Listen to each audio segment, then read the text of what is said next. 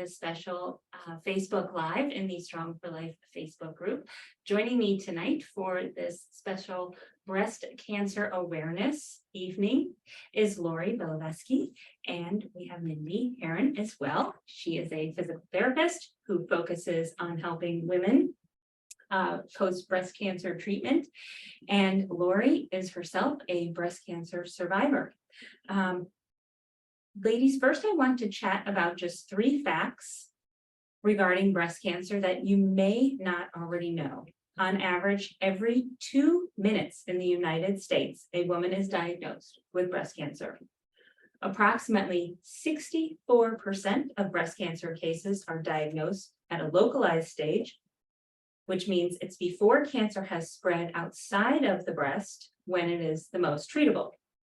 And the 5-year relative survival rate for cancer diagnosed at the localized stage is 99%, which is good news, right? Because that means that it is treatable. Mm-hmm.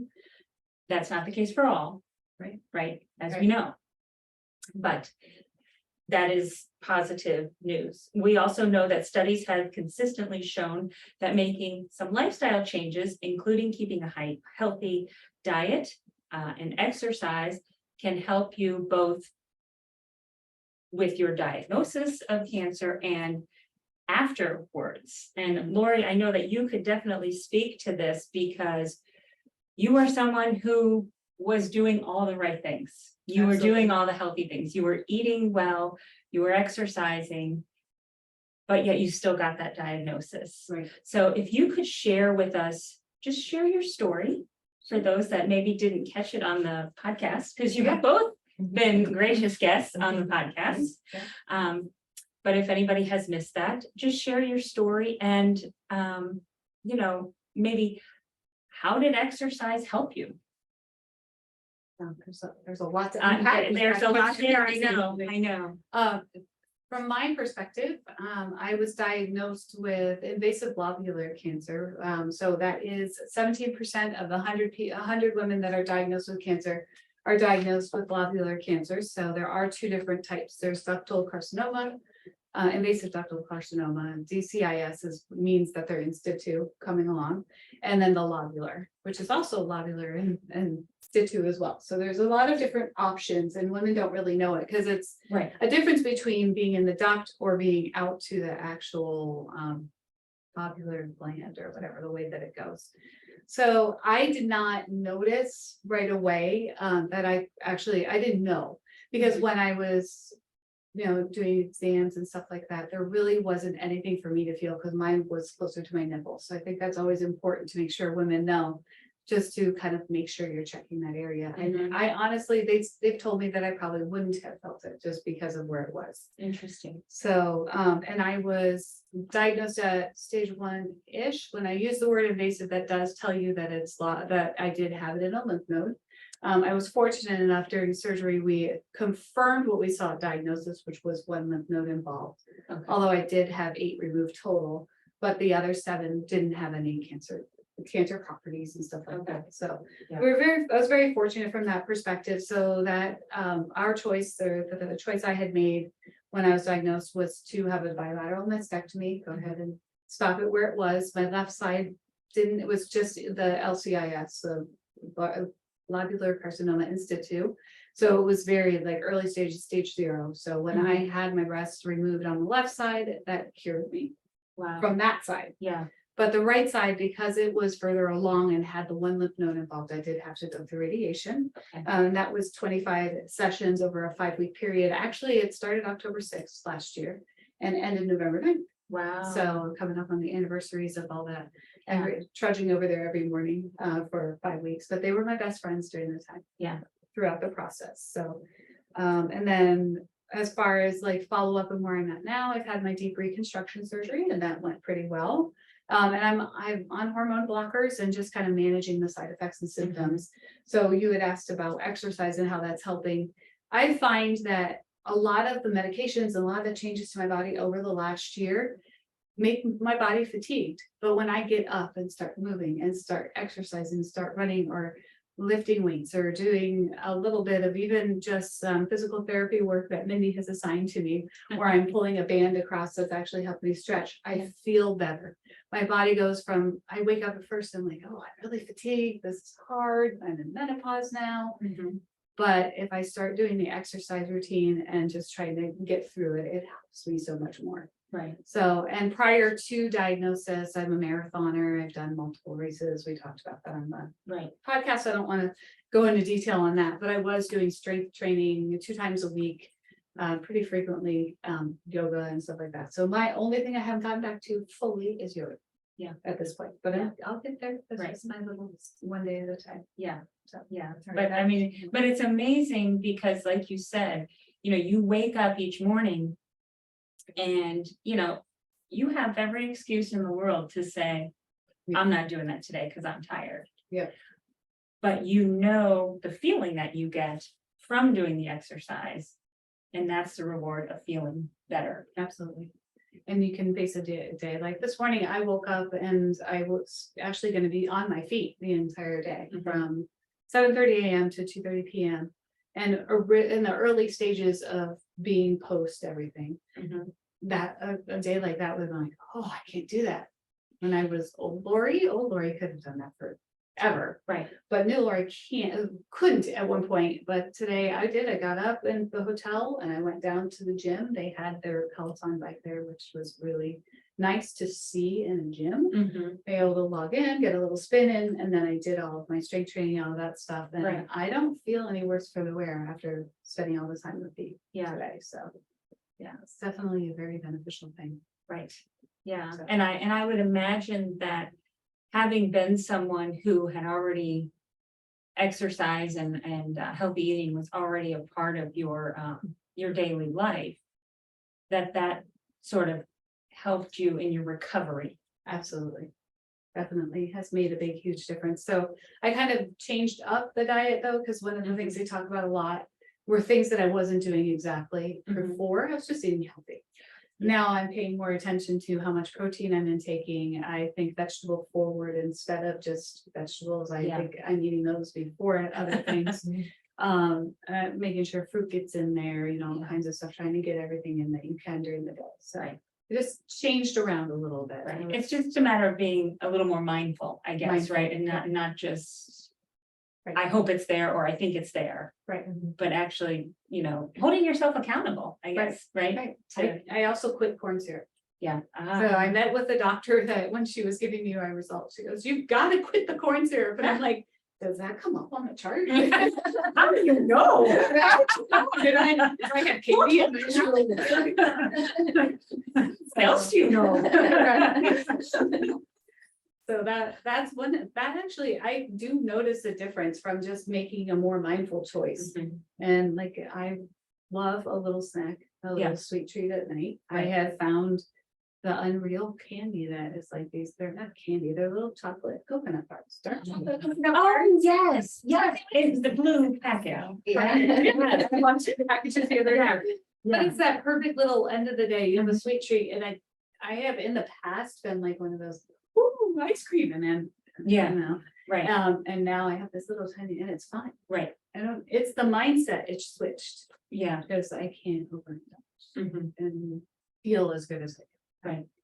Right. So, Yeah. I'm feeling my night up. Good, everyone likes the Unreal books, we just Yeah. advertise for them. Yes, I know. Yeah, my son went through like a whole bag, because we get them at Costco. He went through like a whole bag in like 3 days. I'm like, didn't I just buy some of those? Where did they go? And coconut is good for you. Right.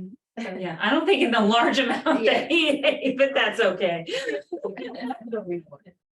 Right? I don't know. Yeah, I do hide them. Mindy, I know that you have helped Laurie in many ways. What are some things that you help your clients with and ways that you can help those that have had to deal with a diagnosis? Yeah, absolutely. There's so many different things. It's a very individualized program depending on the surgeries you've had, if you've had radiation, chemo, different treatments. But we've done a lot of myofascial release, and that I think has been very beneficial. Absolutely. Working on the fascia in terms of scars and radiation and how that can impact that tissue, and trying to just regain that normal range of motion and mobility of that tissue. It helps to hydrate the tissue when it's stiff and not moving well. There's not a good hydration going on there. It's really good for keeping the lymph fluid moving and keeping the lymphatic system flowing. But if, range of motion, strength, of course, are always a part, posture. There's a whole slew of things that we hit as we need to, and she's been amazing to work with and such an inspiration, I will say, and I've really enjoyed it. And you know, you've done an awesome job of listening to your body, and that's, you know, something that we'll talk about as well, and just for each stage that someone's in, what they need then and what's the priority at that stage, and kind of creating a program based on each individual person and where they're at with treatment and things like that. I would imagine that range of motion is one of those things that you really have to work with, because if you don't, and you lose that range of motion, and you don't, you know, protect it, especially soon after, then, you know, you're left the rest of your life with a compromised range of Absolutely. motion. And then that impacts your posture. And we know when we get rounded shoulders and a forward head posture, that limits our shoulder joint and create impingement symptoms that can lead to rotator cuff issues and bursitis and a lot of different things. So that's very important for the musculoskeletal system too, that we regain that good posture and range of motion, so that we're not setting ourselves up for some issues down the road. And that's another important thing about addressing the fascial restrictions that can happen from trauma, pain, surgery, radiation, is that tightness can continue and affect other areas of the body and the mechanical chain. So working all that out to help with potential injuries down the road, and just helping you get back to all the things you want to do with running, and which you're doing amazing, and getting back to all of those things. But that's really important that we address that. And early, of course, is better, but it's never too late. These things can be worked on at any point, whether your surgery was 5 years ago, 10 years ago. Everyone can still, you know, address those issues. It's never too late. And radiation is a big factor with talking about tissue tightness, and can be, you know, go along with range of motion loss. We know that radiation can have late effects as well as early effects. And one of those is that the tissue can tighten up to 2 years after radiation is complete. So we've talked about,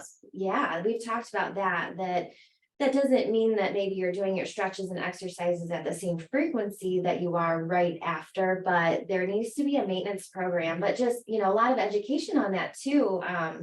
If that hasn't happened throughout the process of knowing kind of what could happen. So staying ahead of it, a lot of proactive things we can do to fend off that tightness as much as we can, and just set you up for, you know, less pain and injuries down the road with sports and activities and life. Well, and I'll add, so I met her after radiation. So I went to see a PT that was not skilled or trained in breast cancer treatment or cancer treatment in general. It's an oncology. That's where I was gonna go. That's what I was gonna say. Sorry. Right. So Yes. when I met Mindy, it changed everything, because I saw someone through my radiation process who didn't know, I don't want to say she didn't know what she was doing, because she knew how to work these parts, but she was just keeping me going Right. through radiation. So like when we would see like maybe how it tightened up after, we would do the stretching, and we do so many completely different things than what she did, but she did a good job for what I had asked her to do. Sports related person doesn't know necessarily. Right, because there's a difference. It's a huge difference. Yeah. And then the other part of, like,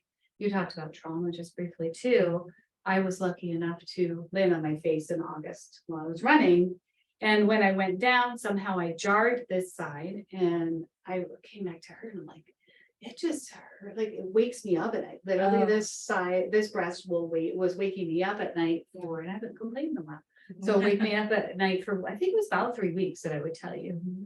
And just through us working together and her myofascial release stuff, it doesn't hurt me anymore. Like it still tight right now. This boob is more tight than my other one, but it's much better. Yeah. So, But it is important that you find someone who is, skilled specifically for post breast cancer treatment, because, this isn't a sports injury Right, that we're sure. dealing with. Sure, yeah. This is very specific. And physical therapy covers so many things, and Right. we cover them to an extent in school, but there's so many little niches. So if you can find someone who specializes in the area, like breast cancer or oncology, that's ideal for sure, just because there's certain techniques and continuing education and other certifications and things that people that specialize have, and that just kind of helps you, I think, get there a little bit faster. and there's even pelvic floor health, Right, PT. right. So she connected me with someone for that as well. Mhm. And I think I went through about 4 sessions and I'm in a pretty good spot now, but that's also another thing that we don't think about. You go through something like that and it changes head to toe. Yeah. No matter what you think, it's gonna change you. Right. Even menopause in general. Mhm. Breast cancer obviously is different, but menopause in general changes us. Right, So. right. but that- And so your doctor did recommend physical therapy? No. No, didn't, No, okay. not So at that that's time, but- important for women to understand that this option is out there, and it is important that they speak up and seek Right. this help. Yeah, if I were diagnosed this year, I would have gotten a recommendation or a requirement Okay, of that. They would have. The policy, because I was going through a certain hospital system, policy at that point was not to give you a physical therapist when you were scheduled for a breast surgery. And now I'm hearing that they do that screening when you are going to have a mastectomy.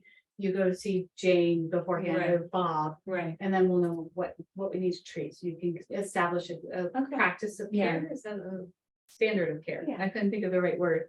But then I tell people that I've met now. Yeah, Anybody that I've been meeting through support groups, you're not seeing a PT, you're still really tight, you really need to go see a PT now. Because some of them, some patients are told, some are not. yeah. So just.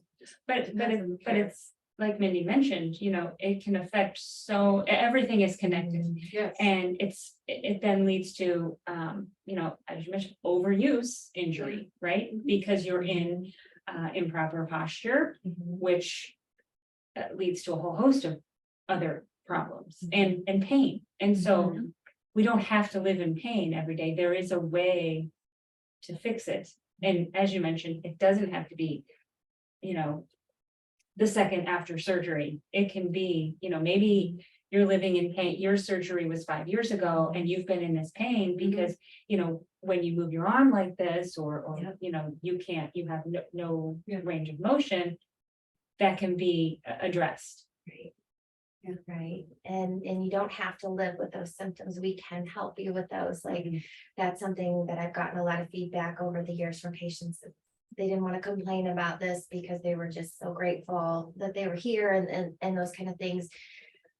But we can help you to be able to do all your daily activities or pick up kids or grandkids or whatever the things are that you might be having trouble with. There's, PTs can help. And then you have that resource that as you're going throughout you can contact, okay, this is what I'm experiencing now. Is this normal? Does this need more attention? You have that person to help you with the musculoskeletal issues and, that you can, have as part of your team. Right. And because different times and different treatments and surgeries, you're going to have different things that you're dealing with. So it's nice to have that resource that you can continue to connect with as you need to all throughout your treatment plan and after. Yeah. I think what you originally told me, we would be best friends for 2 years. That was what it was. I'm not okay with that, not just longer than that, but for different reasons. Well, we know that October is Breast Cancer Awareness Month, but we Yes. also know that every month should be Breast Cancer Awareness Month. But we do see in the stores, right, a lot of pink, and buy this because it's pink. And I know we've discussed that this is called pink washing, is that correct? Yeah. Laurie? Washing. Okay, why don't we speak about that, because I think that is something important that, that was, I had not heard that term and I did not realize until you shared with me. Some information about it. Well, and the funny part for me is being someone who, I used to call it Pinktober too. Pinktober. Before I was Oh, yeah. diagnosed, I would always call it Pinktober or Pinking of October or just pink. And I couldn't stand it. I actually have a t-shirt from, have you heard of the group here in Columbus called I Hate Cancer? They make t-shirts. Yeah. I have one that says there are other cancers, there are cancers in all colors. Yeah. Like, because you walk and it, literally, I have it still in my drawer. Yeah. There's other colors, but pink is Yeah. what they have as well. Okay. And then I get breast cancer and I have pink. And thankfully, I was very fortunate. Somehow my friends knew that. So Yeah. I've gotten barely anything. Maybe 2 or 3 things. My mother-in-law, of course, had sent me something that was a bracelet that actually it wasn't too bad until it wore out. But the whole concept of thinking about it first is like, it doesn't do any good to see an NFL athlete running around on the field wearing a pink shoe unless that Nike shoe that he's got on his foot, if there's 100% of that going to, because it's getting airtime, if it's also getting his running around in it, just the money that is spent to make that shoe. How much of that is going back to research? Right. So that way we can stop having cancer in general. And I'm not saying just our research. Right. Like research for all cancers, Right. it would be really wonderful. And then like a Yoplait container with the pink top on it. I saw someone post a Chiquita banana the other day that had a big blue sticker with a pink ribbon on it. Yeah.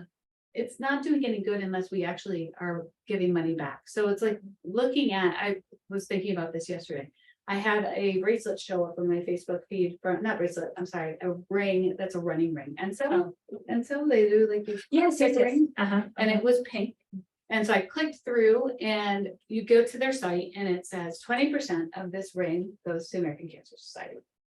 There was another one that came through that was a bracelet. I clicked through, looked at that one, and there was no exact, a portion of it's going to cancer Oh. research. That could be like a 0.5%. I would, right, it could be 0.5%, but it could, I think it's important to see that the business has named like Breast Cancer Research Foundation or the Right. Metavivor or Triple Negative or just Breast Cancer Research or American Cancer Society is okay. Right. Like name them. Right. And if they're not naming it, don't buy it. Right. That's the way I feel about it. I'm very opinionated. Yeah. about it, Sorry. Well, no, I think that's important, because I think a lot of people, myself included, we assume that because it has, the pink ribbon on it, that, if I purchase this item, Yeah. that a portion of my proceeds are going It should to, research or something, and that is not always the case. be. And even sometimes when it is, the percentage is so small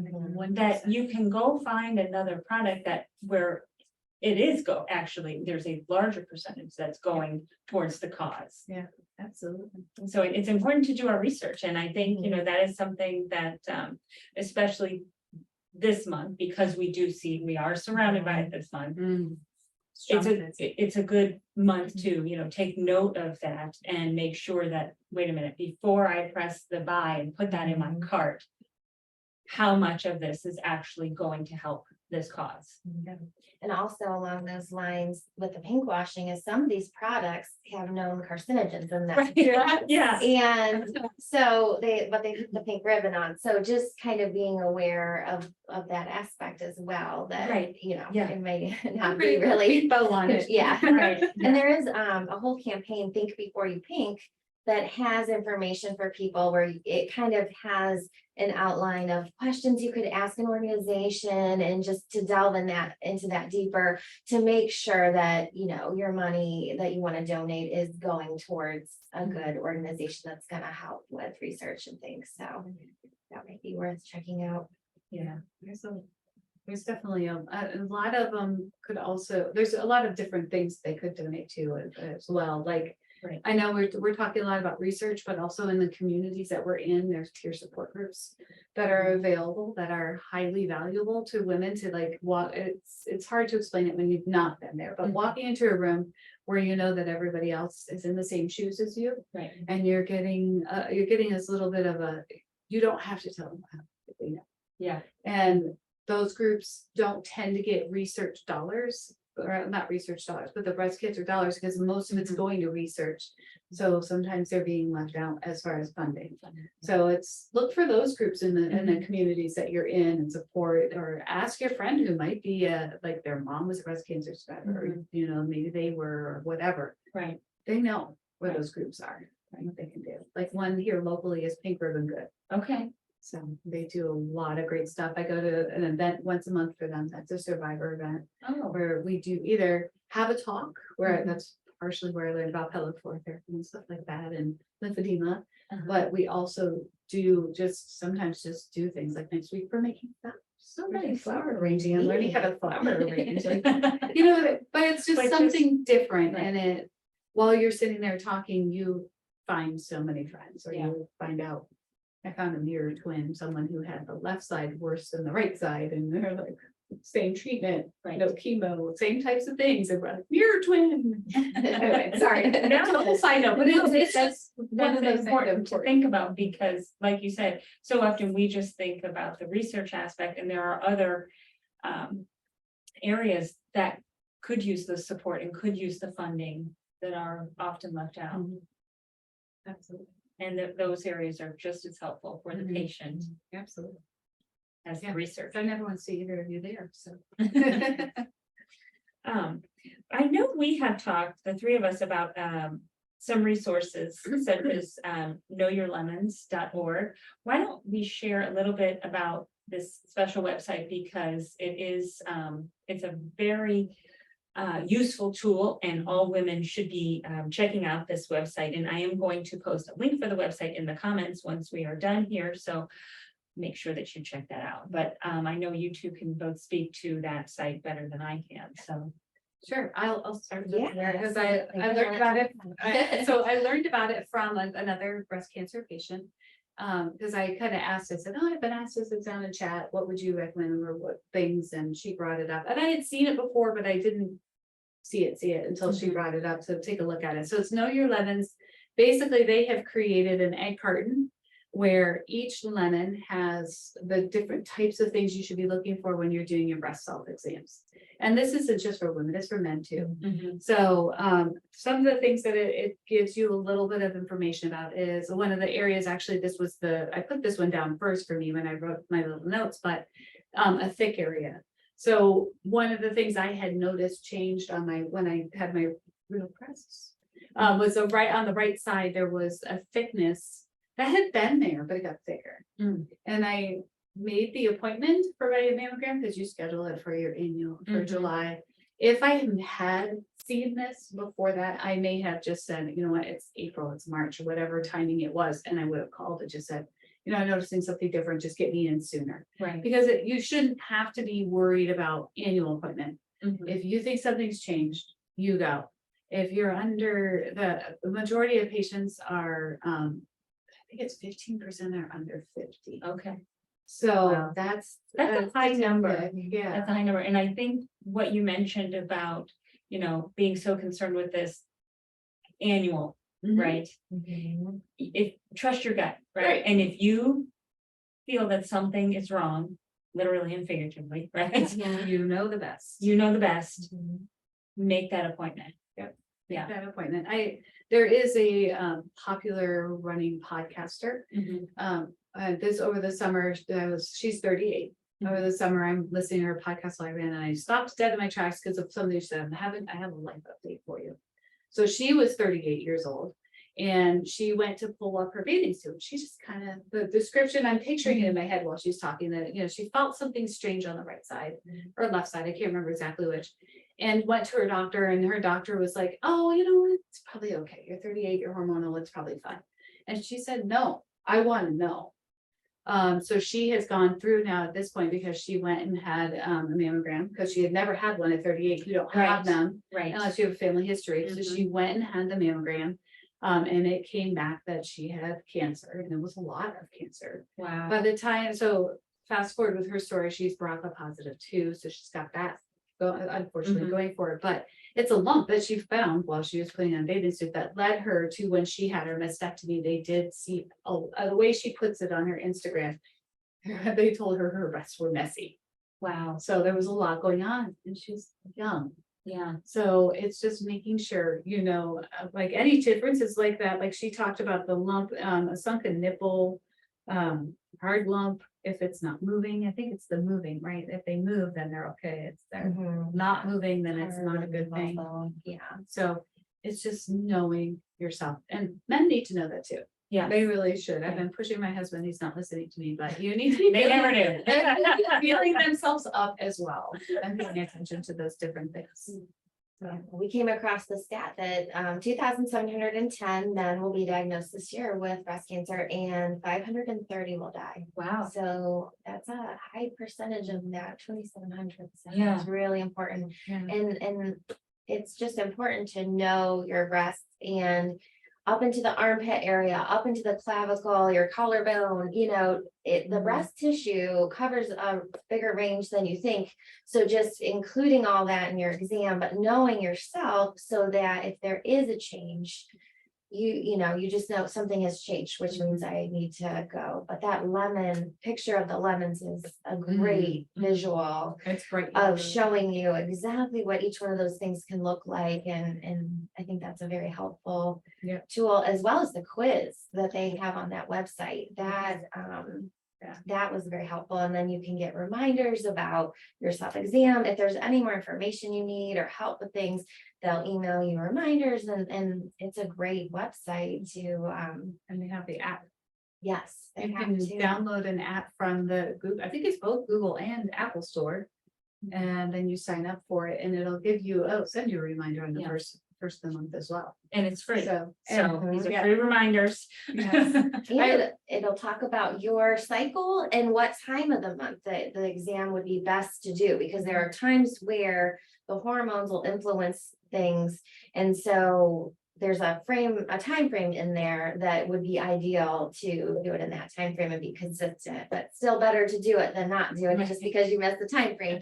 But yeah, that way, if you feel any of those changes, there's some change going on that needs to be further looked at. Yeah, and I honestly, when I would do my annuals, I never checked on this. So I wouldn't have, I know that I didn't feel it because I didn't do it. I didn't check. I've never asked, like, what should I have felt it? I've never asked that question. Yeah. So, Well, I think I was just one. I'm very lucky Right. from that perspective. So, right. Yeah. that taught me something new though, because I didn't know that going into all this. I did not know. Yeah. You need to check your armpits. No. So that they covered that, and then all the different. Yeah. But it is a very useful site and a great app for all women to download, take the quiz, sign up for the reminders, because it's easy to forget, even if we say, I'm gonna do it the first of the month, or I'm gonna do it the 30th of the month, we're all busy, and half of the time, I don't know what the date is until the date comes and goes, and, Absolutely. so definitely a good thing to have and good reminder, along with all of the information that it provides in terms of what are you looking for, right? Because, we might just think of maybe like two things, a lump, right? Well, there's more to it. Yeah. Yes, there's way more to it. for Yeah. sure. I mean, like I said, I would not have been able to feel mine just from what they've explained to me, but my breast surgeon has seen so much that like the way that I was told was, when I see it like this, it's usually cancer.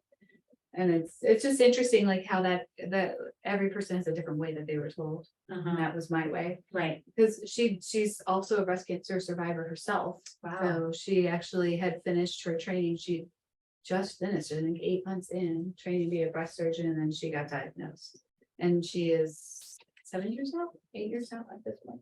So it's a very good thing. Yeah. So she has firsthand experience, unfortunately, for her career. Right. Yeah. So, but But it helps her to relate to her patients Absolutely, and, gain that trust and confidence from her patients. absolutely. Yeah, she's been there. She's done similar surgeries to what she's had me do. Wow. What she had me do. What am Yeah. I saying? I chose to do. Actually, it's worked out well. Yeah. Ladies, is there anything that we missed that we should add?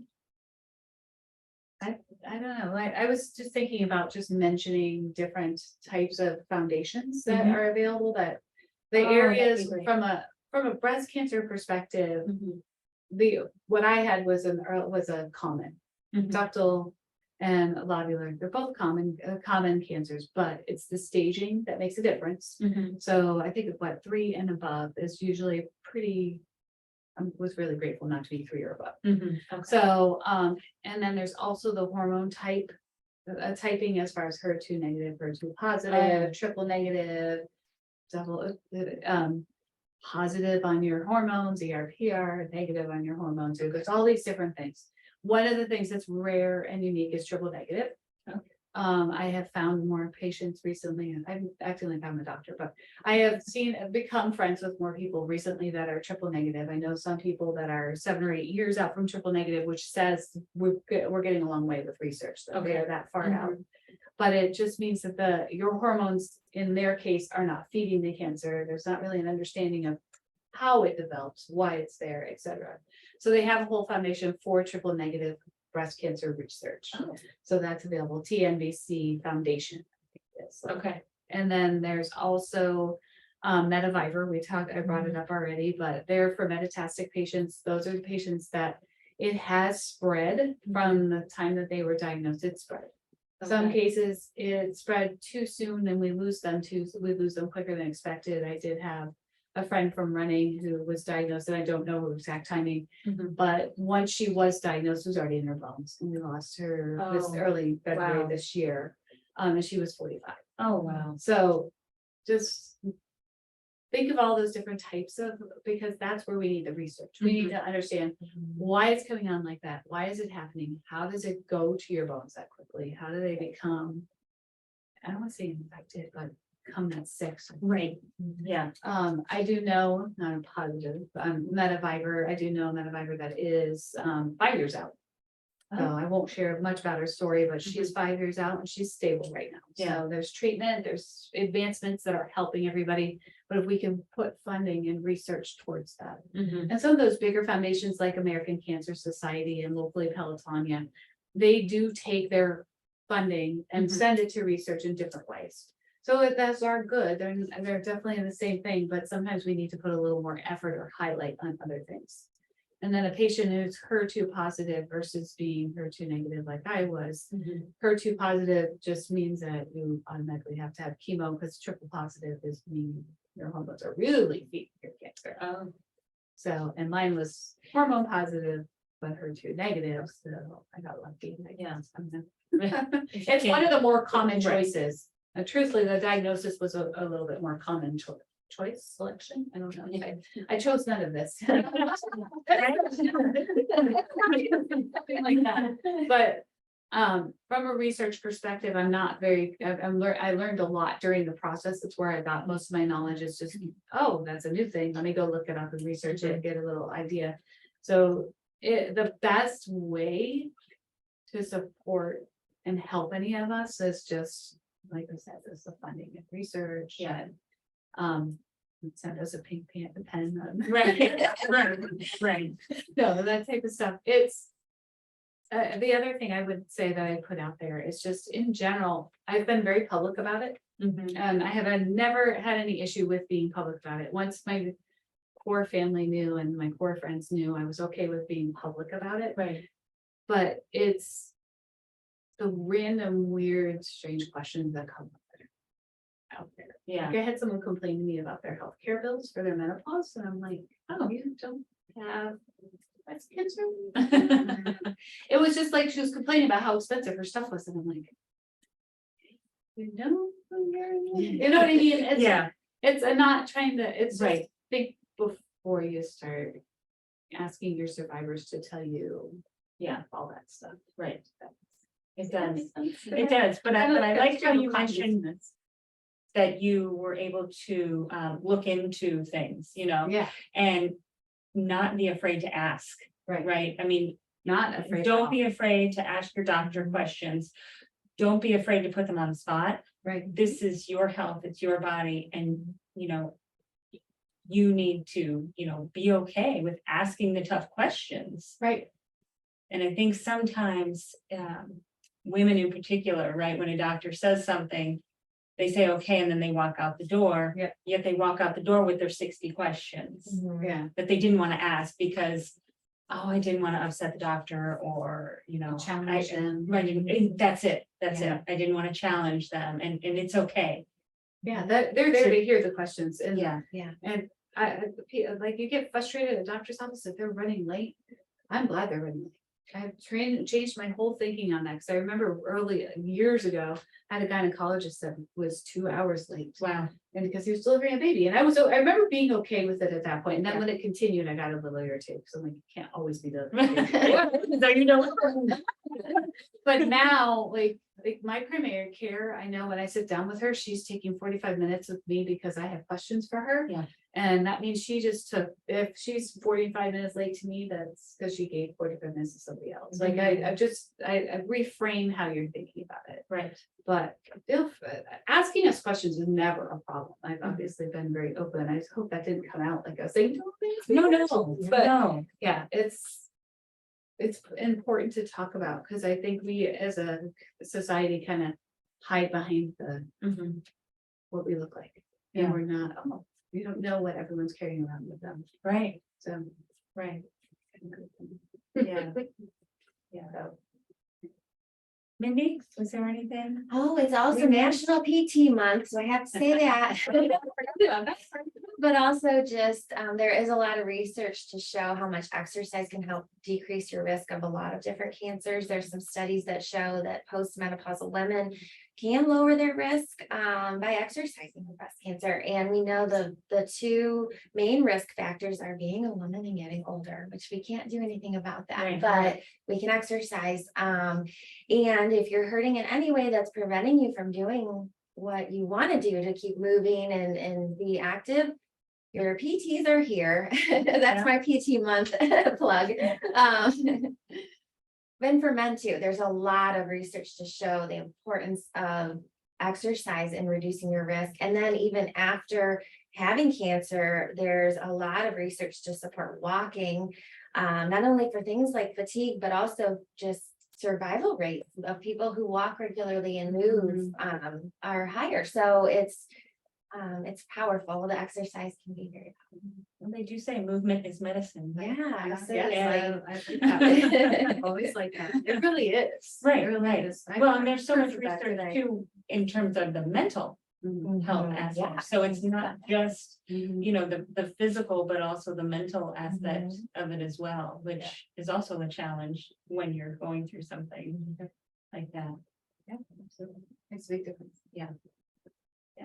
Well, ladies, I thank you so much for taking the time to join me and sharing all that you have this evening. And I'm sure that I will put those links in the comments for Know Your Lemons. So that way, everyone in this group is going to download on their phones tonight or tomorrow, knowyourlemons.org, correct? Knowyourlemons.org.